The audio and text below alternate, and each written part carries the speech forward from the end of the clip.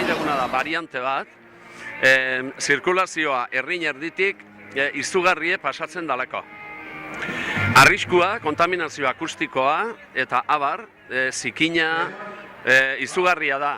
29 urte damazte gai honek bueltaka eta diputazioak beti atzera botado.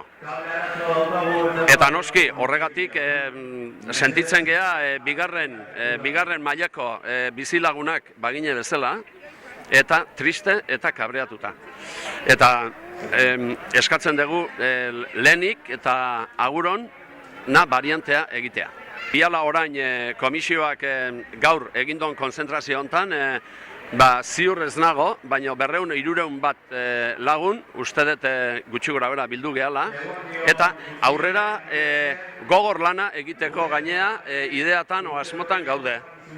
Komisioan parte hartu nahi donak, guain dozen erdi bat, 8-10 bat lagun inguru gabiltz komisio hontan, nahi donak parte hartu, gurekin kontaktuan jarri, ez da zaila danok ezagutzen geha hemen eta eskertuko genduke, jendea behar dugu lana egiteko.